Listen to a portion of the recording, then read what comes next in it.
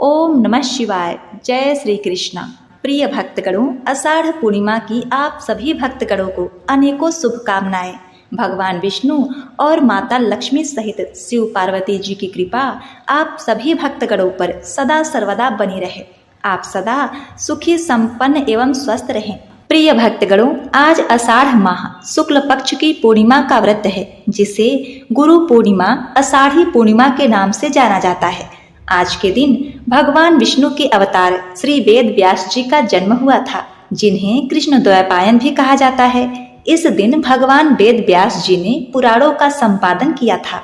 प्रिय भक्तगणों, हिंदू सनातन धर्म में गुरु को सदा ही ब्रह्मा, विष्णु और महेश के समान पूज्य माना गया है। वेद, उपनिषद और पुराणों की रचना करने वाले भगवान वेद व्यास जी को समस्त मानव जाति का गुरु माना जाता है। वे स्वयं श्री नारायण विष्णु जी के अवतार हैं। महर्षि वेद व्यास जी का जन्म आज ही के दिन आषाढ़ शुक्ल पूर्णिमा के दिन हुआ था तथा उनके सम्मान में ही हर वर्ष आषाढ़ शुक्ल पूर्णिमा को गुरु पूर्णिमा का पर्व मनाया जाता है। कहा जाता है इस दिन वेद व्यास जी ने सर्वप्रथम अपने शिष्यों को श्रीमद् भागवत पुराण का ज्ञान दिया था। अतः यह शुभ दिन व्यास पूर्णिमा के नाम से जाना जाता है। अतः आज के दिन गुरु पूर्णिमा का व्रत करने एवं व्रत कथा को सुनने से अपार सुख, शांति एवं ज्ञान की प्राप्ति होती है। गुरु के कृपा से ही मनुष्य अंधकार से प्रकाश की ओर अग्रसर होता है और सत्कर्म कर अपने जीवन को सार्थक एवं सुखी बनाता है। यह पूर्णिमासी तिथि माता लक्ष्मी को अति प्रिय है। शास्त्रों में बताया गया है, जो व्यक्ति पूर्णिमासी के दिन पूजा पाठ और स्नान दान करता है, उन्हें अक्षय पुण्य फल की प्राप्ति होती है, सभी कष्ट दूर हो जाते हैं। इसके अलावा पूर्णिमा के दिन दान करने से धन धान में बरकत होती है और इस दिन शिष्य अपने गुरुओं की पूजा अर्चना करते हैं तो ज्ञान, धर्म, मान, प्रतिष्ठा सभी प्रकार के सुखों की प्राप्ति होती है। तो आज मैं सुना रही हूँ गुरु पूर्णिमा के दिन सुनी जाने वाली आषाढ़ पूर्णिमा की संपूर्ण कथा। प्रिय भक्तगणों, ऐसी मान्यता है कि आषाढ़ पूर्णिमा व्रत कथा को सुनने के बाद भगवान वेद व्यास जी की कथा को सुनने से ही यह व्रत कथा पूर्ण होती है और भक्तों को गुरु का आशीर्वाद प्राप्त होता है। तो आइए सर्वप्रथम श्रवण करते हैं आषाढ़ पूर्णिमा की व्रत कथा। तत्पश्चात विष्णु जी के 19वें अवतार वेद व्यास जी की कथा का श्रवण करेंगे। तो इसीलिए इस व्रत कथा को पूरे अंत तक सुनिएगा। इससे सभी प्रकार की मनोकामनाएं पूर्ण होती हैं और बड़े ही प्रसन्न चित्त मन से कमेंट में ओम नमः शिवाय, हर हर महादेव जरूर लिखें और हमारे चैनल को सब्सक्राइब, वीडियो को लाइक, शेयर, कमेंट करके बेल बटन को भी जरूर दबाइएगा। विष्णु भगवान का ध्यान करते हुए कथा का रसपान करते हैं। पौराणिक कथा के अनुसार काशीपुरी नामक स्थान पर धर्मदेव नामक एक राजा राज करते थे। उनकी 2 रानियां थीं। राजा सभी मंदिरों में जाकर पूजा पाठ करते, घर में पूजा पाठ करवाते और भगवान विष्णु तथा शिव जी के निमित्त व्रत उपवास भी किया करते। दोनों रानियों को भगवान से प्रार्थना करते रहने पर भी वे दोनों मां नहीं बन पाई। एक बार एक सन्यासी उस राज्य से गुजर रहे थे। राजा के दरबार में सभी लोग कहने लगे कि वे सन्यासी बहुत ही महात्मा हैं, क्यों न उन्हें राज दरबार में बुलाकर इस समस्या को हल करने के लिए विनती की जाए। राजा ने कहा कि सन्यासी को आदर से महल में बुलाया जाए। वे महात्मा जब महल में आए, राजा ने दोनों रानियों को बुलाकर कहा, महात्मा का सत्कार बड़े आदर के साथ होना चाहिए। बड़ी रानी उसी वक्त तैयार हो गई और महात्मा को बड़े आदर के साथ खिलाने लगी। छोटी रानी महात्मा के फटे कपड़ों की ओर देखती है और उनकी सेवा करने से इनकार कर देती है। छोटी रानी को अपने रूप और धन का बड़ा ही घमंड था। कुछ दिनों बाद महात्मा जाने के लिए तैयार हो गए। जाने से पहले बड़ी रानी को उन्होंने खूब आशीर्वाद दिया और कहा, बहुत ही जल्द इस महल में बच्चे की आवाज सुनाई देगी। बड़ी रानी तो बहुत खुश थी, किंतु उसे अपने घर के अन्य महिलाओं का भी आशीर्वाद प्राप्त करना था ताकि उसका पुत्र यशस्वी और महान बन सके। चूंकि बड़ी रानी को उसकी ननद तथा सास पसंद नहीं किया करती थी। इसी प्रकार चिंता करते हुए बड़ी रानी को 2 दिन बीत गए। एक दिन की बात है, माता पार्वती एक बूढ़ी स्त्री का रूप धारण करके राजा के महल में काम करने के लिए आती है। और उसी वक्त बड़ी रानी ने बूढ़ी स्त्री से पुत्रवती होने का उपाय पूछा। अपने पुत्र को यशस्वी तथा महान राजा बनने का उपाय पूछा तो उस वृद्धा ने बताया कि संतान तो यशस्वी तभी होती है जब घर के अन्य सदस्यों का आशीर्वाद उसे प्राप्त हो। इसलिए तुम्हें अपने पति के जननी अर्थात अपनी सास और अपनी ननद के आशीर्वाद प्राप्त करना होगा। परंतु बड़ी रानी क्या करे, सास ननद तो उसे रुष्ट रहती थी। जब बड़ी रानी ने उस वृद्धा को अपनी समस्या बताई तो उसने एक उपाय बता दिया। अब माता पार्वती स्वरूपा उस बूढ़ी माँ की बात मानकर दूसरे ही दिन बड़ी रानी ने ग्वालिन का भेष बनाया और सिर पर दूध की मटकी रखकर सास ननद के महल में जा पहुंची। उसने घूंघट निकाल रखा था।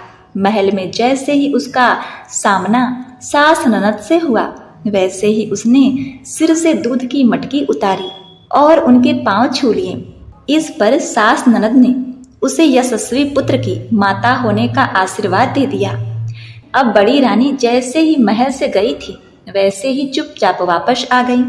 प्रिय भक्तगणों, अब कुछ ही दिनों के बाद बड़ी रानी गर्भवती हो गई।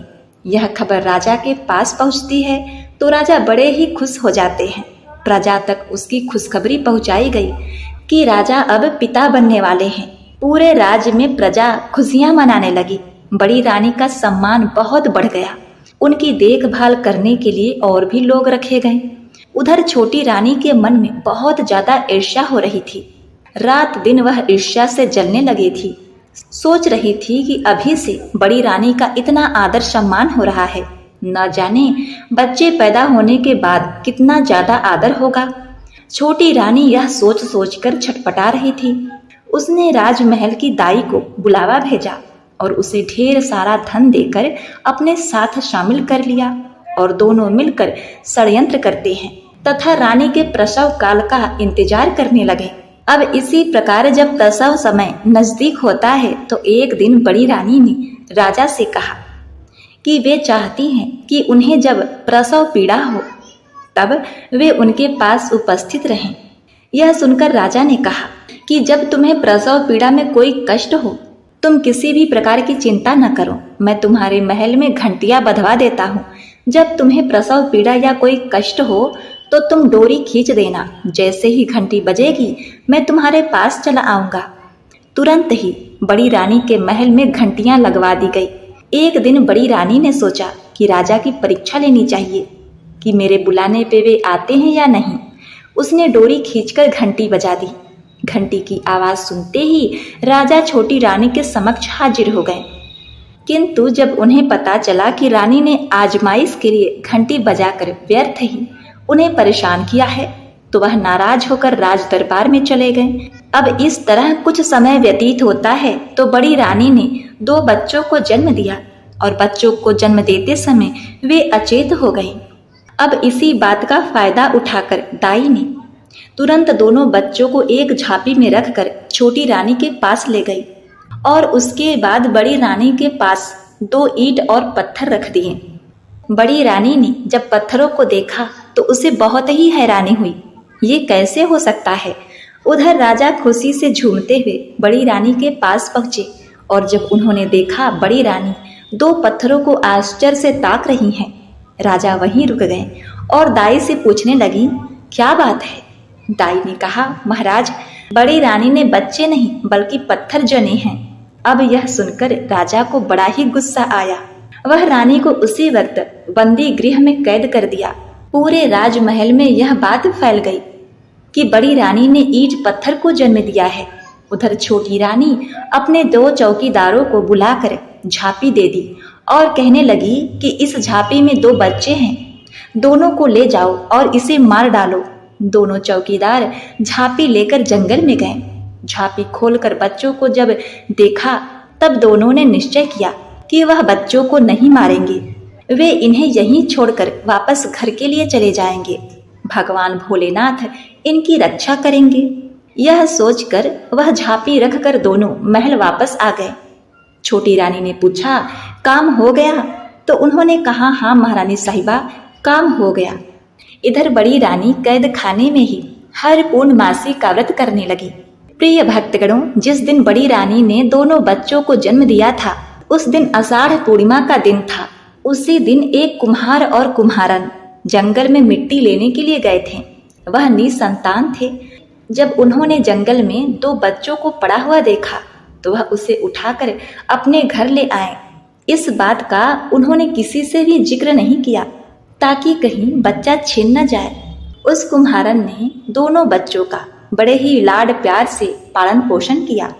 जब दोनों लड़का और लड़की कुछ बड़े हुए और खिलौने से खेलने लायक हो गए तो कुम्हार ने उनके खेलने के लिए मिट्टी का एक घोड़ा बना दिया। लड़का उस घोड़े को पानी के किनारे ले जाकर उसका मुंह पानी में डुबोकर कहता, मिट्टी के घोड़े पानी पी घुटुर घू। अब उस जगह रानी की दासियां नहाने के लिए आया करती थीं। एक दिन वे दासियां एक लड़के और लड़की को रोज रोज ऐसा करते हुए देखकर उन दासियों ने लड़का और लड़की से कहा, हे कुम्हार के छोरे छोकरी, तुम पागल हो क्या? कहीं मिट्टी का घोड़ा भी पानी पीता है? लड़की और लड़के ने उत्तर दिया, सिर्फ मैं ही पागल नहीं हूँ, यह सारा संसार पागल है। क्या कहीं रानियों के गर्भ से कंकर और पत्थर पैदा होते हैं? दोनों लड़के और लड़की की बात सुनकर वह सारी स्त्रियां समझ गई कि यह बड़ी रानी के पुत्र और पुत्री हैं। उन्होंने महल में लौटकर छोटी रानी से यह सब बातें बताईं और यह भी बताया कि उनके सौतन की पुत्र और पुत्री एक कुम्हार के घर में पल रहे हैं। अब यह सुनते ही छोटी रानी ने उन्हें मरवाने का षड्यंत्र रचा और मैले कपड़े पहनकर कोप भवन में लेट गई। राजा के पूछने पर उसने कहा, जब तक हरिया कुम्हार का लड़का और लड़की मौत के घाट नहीं उतार दिए जाएंगे, मैं अन्न और जल ग्रहण नहीं करूंगी। हे रानी, मगर उसका अपराध क्या है? राजा के पूछने पर उसने कहा कि वह मेरे प्रिय दासियों को चिढ़ाते हैं। राजा समझदार थे। उन्होंने कहा कि इस अपराध के कारण उनकी हत्या नहीं की जा सकती। हाँ, रानी के चाहने पर उसे इस राज्य से निकाला जा सकता है। अब रानी मान गई। राजा ने कुम्हार के लड़के और लड़की को राज्य से निकाल दिया। इधर रानी लगातार हर महीने में पड़ने वाली पूर्णमासी का व्रत किया करती थी और भगवान विष्णु, शिव जी, माता लक्ष्मी, पार्वती के निमित्त पूजा पाठ कर अपने संतान उत्पत्ति के लिए प्रार्थना करने लगी। रानी के इस पूजा पाठ और भक्ति से प्रभावित होकर राजा ने बड़ी रानी को फिर से महल में रहने दिया। वही बड़ी रानी सुबह शाम तक पूजा करती रहती और पूजा करने के लिए फूल लाने सिपाही को भेजती थी। इधर भगवान भोलेनाथ ने अपनी लीला रची और दोनों बच्चों को बांस और चंपा का झाड़ बना दिया।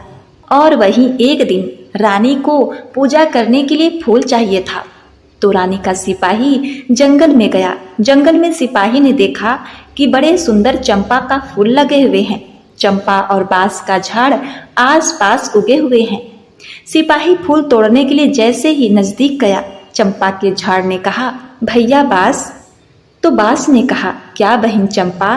चंपा ने कहा, राजा के सिपाही फूल तोड़ने आ रहे हैं। बांस ने कहा, लग जा बहन आकाश। जैसे ही बांस ने कहा वैसे ही चंपा का झाड़ ऊपर की ओर बढ़ने लगा। बढ़ते बढ़ते वह इतना बढ़ गया कि सैनिक फूल तक नहीं पहुंच पाए। सैनिक आश्चर्यचकित होकर ताक ही रहे थे। तब सैनिक दौड़ते हुए सेनापति के पास पहुंचे और उन्हें सारी बात बताई। सेनापति ने विश्वास ही नहीं किया। यह सब क्या हो रहा है? सैनिक ने कहा, आप एक बार हमारे साथ जंगल चलिए। सेनापति चल पड़े सैनिकों को संग लेकर। जैसे ही सेनापति चंपा और बांस के पास पहुंचे, चंपा ने कहा, भैया बांस। बांस ने कहा, क्या बहन चंपा? चंपा ने कहा, राजा के सेनापति फूल तोड़ने आए हैं। बांस ने कहा, लग जा बहन आकाश। चंपा का झाड़ बढ़ते बढ़ते और भी ऊंचे तक पहुंच गया। सेनापति बहुत ही डर गए। दौड़ते दौड़ते मंत्री के पास पहुंचा। अब मंत्री भी वह देखने के लिए चल पड़े। चंपा ऊपर से दूर तक दिखाई दे रही थी। उसने दूर से ही देख लिया कि मंत्री जी आ रहे हैं। तो चंपा ने कहा, भैया। बांस ने कहा, क्या बहन चंपा? चंपा ने कहा, राजा के मंत्री फूल तोड़ने आए हैं। तो उसने कहा, लग जा बहन आकाश। मंत्री जी जैसे ही पेड़ तक पहुंचे, पेड़ और भी ऊपर तक पहुंच गया। मंत्री जी सीधे पहुंचे राजा के दरबार में। राजा ने कहा, इतना घबरा क्यों गए हो? मंत्री ने कहा, हे महाराज, आप इसी वक्त मेरे साथ चलिए। सारी बात सुनने के बाद राजा ने कहा, मेरी छोटी रानी भी मेरे साथ चलेगी, ये तो उन्हें ही देखना चाहिए। छोटी रानी को खबर देने वही सिपाही पहुंचे जिन्होंने उन बच्चों को वहां फेंका था। दोनों खूब डर गए थे। छोटी रानी भी डर गई थी। वे जल्दी से तैयार होकर राजा के साथ चल पड़ी। उधर बड़ी रानी पूर्णमासी का व्रत की हुई थी और फूल के लिए व्याकुल हो रही थी, यह जानने के लिए कि वे अब तक फूल क्यों नहीं लाए।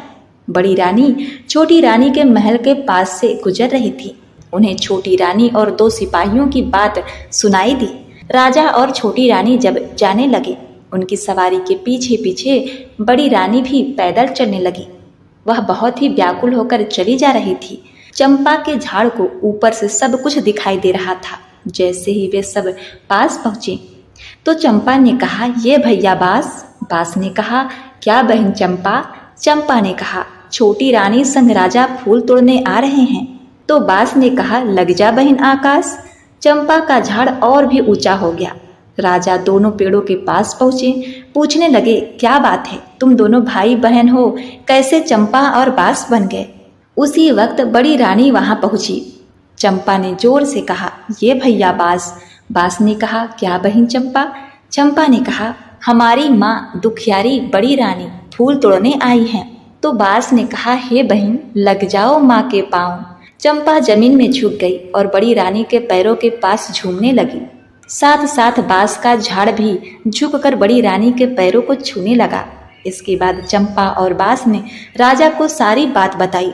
राजा ने उसी वक्त छोटी रानी को कैद खाने में बंद करने को कह दिया। अंधेरी कोठरी में बंद होने की बात सुनकर छोटी रानी का रूह कांप गया और बड़ी रानी से माफी मांगने लगी।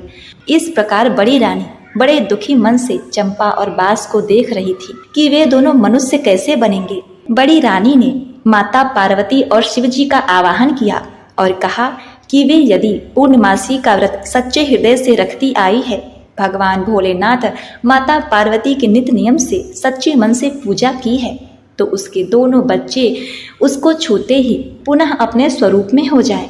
इतना कहने के बाद बड़ी रानी दोनों के करीब पहुंचकर दोनों से लिपट कर रोने लगी।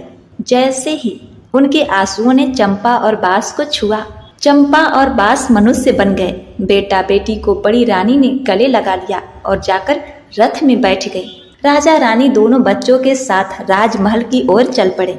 साथ में बाजा गाजा बजने लगा और पूरे राज्य में खुशियां फैल गई तथा छोटी रानी सिपाही तथा दाई को उसके कर्मों का फल मिला कि जो भी स्त्री पुरुष पूर्णमासी का व्रत रखते हैं तो उनके जीवन में कभी भी कष्ट नहीं आता। यदि किसी वक्त उनके पूर्व कर्मों से उन पर दुख आया है तो इस व्रत से उनका दुख कट जाएगा।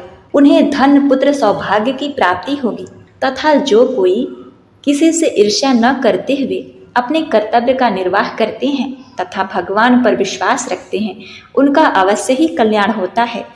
उन्हें पुत्रवती तथा सौभाग्यवती होने का आशीर्वाद प्राप्त होता है।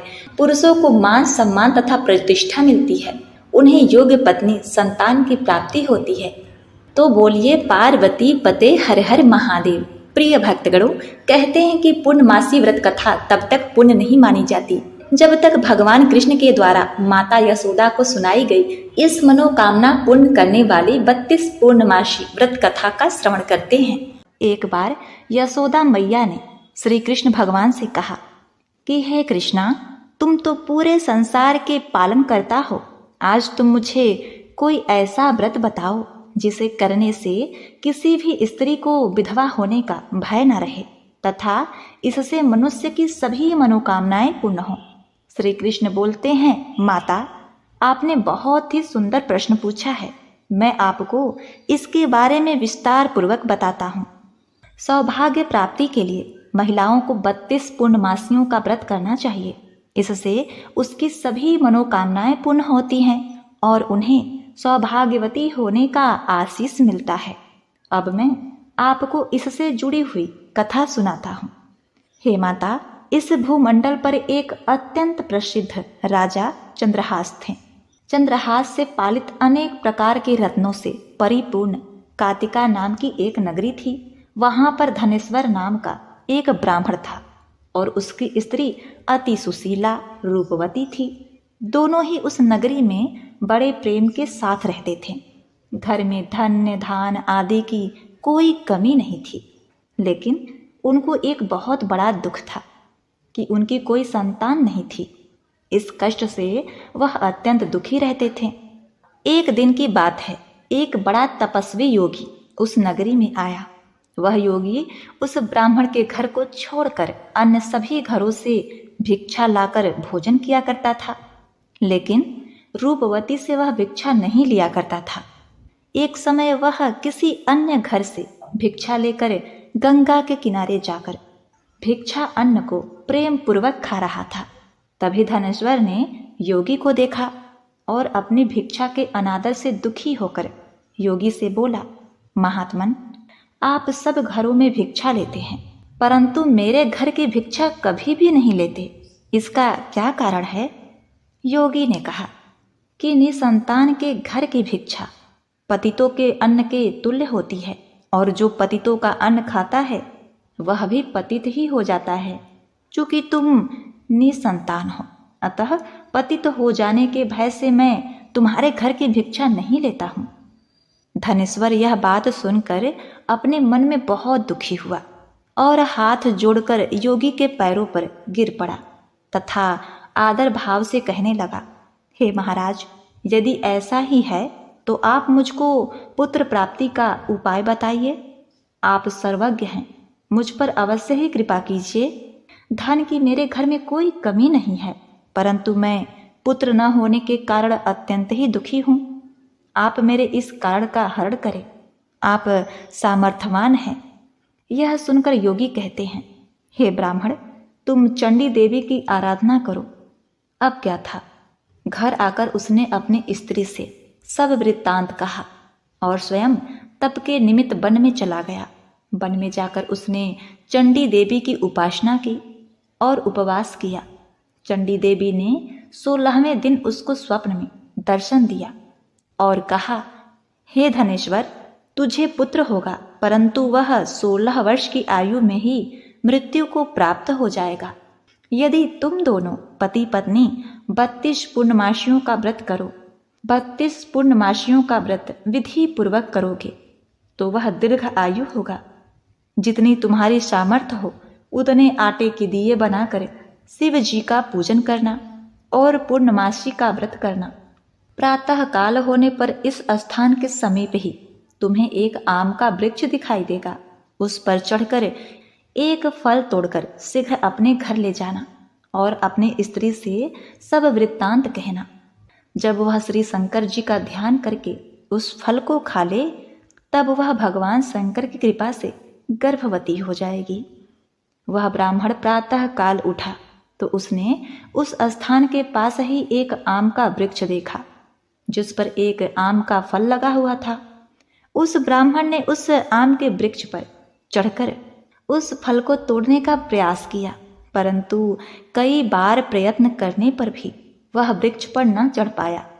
तब उस ब्राह्मण को बहुत चिंता हुई और वह विघ्न विनाशक श्री गणेश जी का वंदना करने लगा और बोला, हे दयानिधे, आपने भक्तों के विघ्नों का नाश करके उनके मंगल कार्य को करने वाले, दुष्टों का नाश करने वाले, रिद्धि सिद्धि को देने वाले, आप मुझ पर कृपा करके इतना बल दें कि मैं अपने मनोरथ को पूर्ण कर सकूं। इस बार श्री गणेश जी की प्रार्थना करने पर उनकी कृपा से धनेश्वर वृक्ष पर चढ़ गया और उसने एक अति सुंदर आम का फल देखा। उसने विचार किया कि जो वरदान से फल मिला था वह यह है और कोई फल दिखाई तो नहीं देता। उस धनेश्वर ब्राह्मण ने जल्दी से उस फल को तोड़कर अपनी पत्नी को लाकर दिया और उसकी स्त्री ने अपने पति के कहे अनुसार उस फल को खा लिया। इसके पश्चात वह गर्भवती हो गई। देवी जी की असीम कृपा से उसे एक अत्यंत ही सुंदर पुत्र की प्राप्ति हुई जिसका नाम उसने देवी दास रखा। माता पिता के हर्ष और शोक के साथ वह बालक शुक्ल पक्ष के चंद्रमा की भांति बढ़ने लगा। भवानी की कृपा से वह बालक बहुत ही सुंदर, सुशील और पढ़ने में बहुत ही निपुण हो गया। चंडी देवी की आज्ञा के अनुसार उसके पिता ने 32 पूर्णमासी का व्रत रखना आरंभ कर दिया, जिससे उसका पुत्र दीर्घायु हो जाए। 16वां वर्ष लगते ही देवीदास के माता पिता को बड़ी चिंता हो गई कि कहीं उसके पुत्र की इस वर्ष मृत्यु न हो जाए। इसीलिए उन्होंने अपने मन में विचार किया कि यदि यह घटना उनके सामने हो गई तो वे कैसे सहन कर सकेंगे। उन्होंने देवीदास के मामा को बुलाया और कहा कि हमारी इच्छा है कि देवीदास 1 वर्ष तक काशी में जाकर विद्या का अध्ययन करे और हम उसको अकेला भी नहीं छोड़ना चाहते। इसीलिए साथ में तुम चले जाओ और 1 वर्ष के पश्चात इसको वापस लौटा लाना। प्रिय भक्तगण, सब प्रबंध करके उसके माता पिता ने काशी जाने के लिए देवीदास को एक घोड़े पर बैठाकर उसके मामा को उसके साथ विदा कर दिया। धनेश्वर अपनी पत्नी के साथ अपने पुत्र की मंगल कामना तथा दीर्घ आयु के लिए भगवती दुर्गा की आराधना और पूर्णमासियों का व्रत करना आरंभ कर दिया। इस प्रकार उन्होंने 32 पूर्णमासी का व्रत पूरा किया। कुछ समय पश्चात एक दिन वह दोनों मामा और भांजा मार्ग में रात्रि बिताने के लिए किसी ग्राम में ठहरे हुए थे। उसी दिन उस गांव में एक ब्राह्मण की अत्यंत सुंदर, सुशीला, विदुषी, गूढ़वती कन्या का विवाह होने वाला था।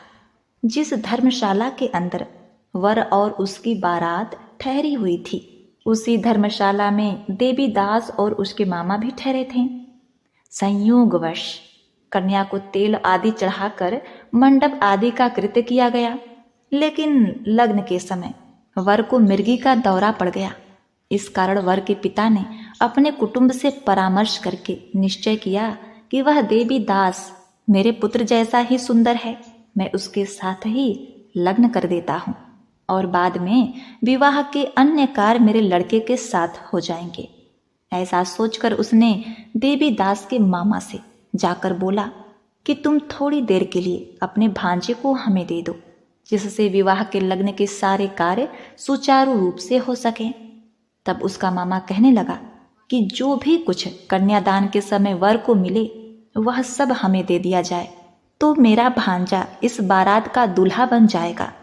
यह बात वर के पिता ने स्वीकार कर ली और उसने अपने भांजे को वर बनने के लिए भेज दिया। इसके साथ ही वह विवाह कार्य रात्रि में विधि पूर्वक संपन्न भी हो गया। पत्नी के साथ वह भोजन न कर सका और अपने मन में सोचने लगा कि न जाने कैसी स्त्री होगी। वह एकांत में इसी सोच में पड़ गया तथा उसकी आंखों में आंसू आ गए। तब बधू ने पूछा कि क्या बात है, आप इतने उदास व दुखी क्यों हैं? तब उसने सभी बातें जो वर के पिता व उसके मामा में हुई थी उसको बता दी। तब कन्या कहने लगी कि यह ब्रह्म विवाह के विपरीत कैसे हो सकता है? देव ब्राह्मण अग्नि के सामने मैंने आपको ही अपना पति बनाया है, इसलिए आप ही मेरे पति हैं।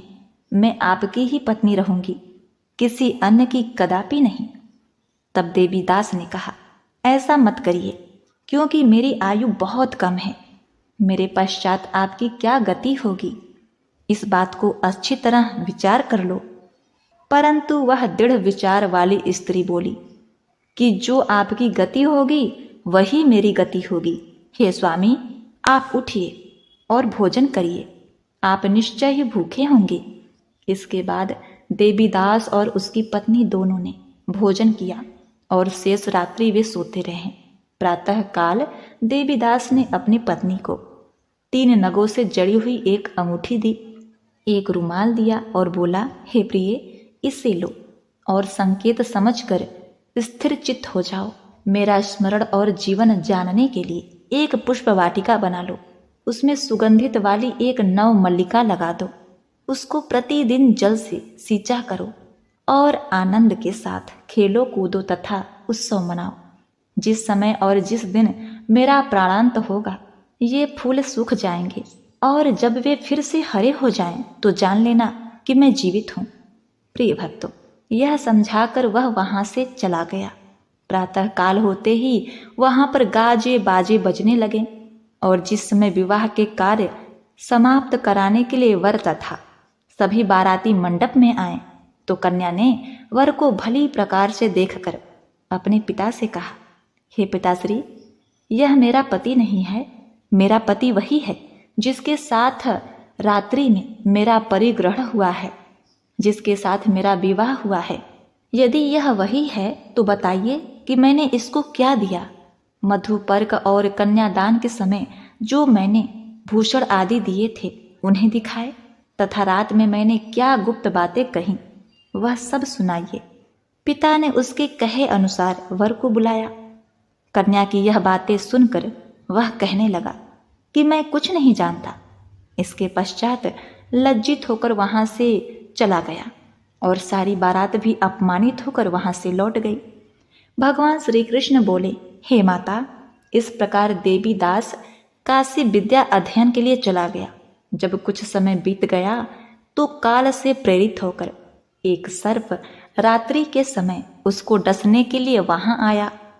उस विषधर के प्रभाव से उसके शयन का स्थान चारों ओर से विष से विषैला हो गया, परंतु व्रत के प्रभाव से उसको काट नहीं पाया, क्योंकि पहले ही उसकी माता ने 32 पूर्णमासी का व्रत किया था।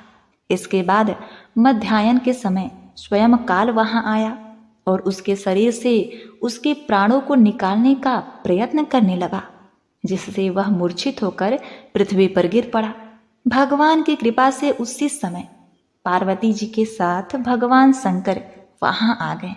उसको मूर्छित दशा में देखकर पार्वती जी ने भगवान शंकर से प्रार्थना की, हे प्रभु, इस बालक की माता ने पहले 32 पूर्णमासी का व्रत किया था।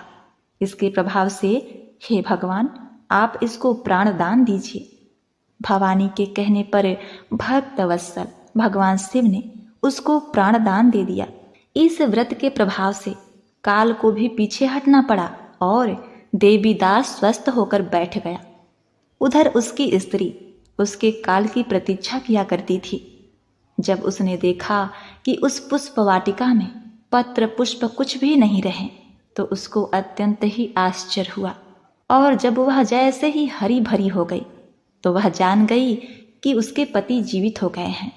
यह देखकर वह बहुत ही प्रसन्न हुई और प्रसन्न मन से अपने पिता से कहने लगी कि हे पिताजी, मेरे पति जीवित हैं, आप उनको ढूंढना आरंभ करें। प्रिय भक्तगणों, जब 16वां वर्ष व्यतीत हो गया तो देवीदास भी अपने मामा के साथ काशी से चल दिया। इधर उसके ससुर उसे ढूंढने के लिए अपने घर से जाने ही वाले थे कि दोनों मामा भांजा वहां आ गए। देवीदास को आता देखकर उसका ससुर बड़ी प्रसन्नता के साथ अपने घर ले आया। उसी समय नगर के निवासी भी वहां इकट्ठे हो गए और सबने निश्चय किया कि अवश्य ही इसी बालक के साथ इस कन्या का विवाह हुआ था। प्रिय भक्तों, उस बालक को जब कन्या ने देखा तो पहचान लिया और कहा, यह तो वही है जो संकेत करके गया था। तदुपरांत सभी कहने लगे कि भला हुआ यह आ गया, और सब नगरवासी ने आनंद मनाया।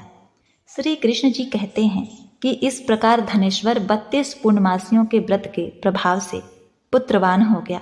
जो भी स्त्रियां इस व्रत को करती हैं वे जन्म जन्मांतर में वैधव्य का दुख नहीं भोगती और सदैव सौभाग्यवती रहती हैं। यह मेरा वचन है, इसमें कोई संदेह नहीं। यह व्रत पुत्र पौत्र को देने वाला तथा संपूर्ण मनोकामनाओं को पूर्ण करने वाला है। 32 पूर्णमासियों के व्रत करने से व्रती की सब इच्छाएं भगवान शिव जी पूर्ण करते हैं। हे भोलेनाथ, हे माता पार्वती, जैसे आपने देवी दास को जीवित किया, उसे जीवन दान दिया, लंबी उम्र का वरदान दिया, वैसे ही आप अपने सभी भक्तों का कल्याण करना, उन्हें लंबी उम्र का वरदान देना।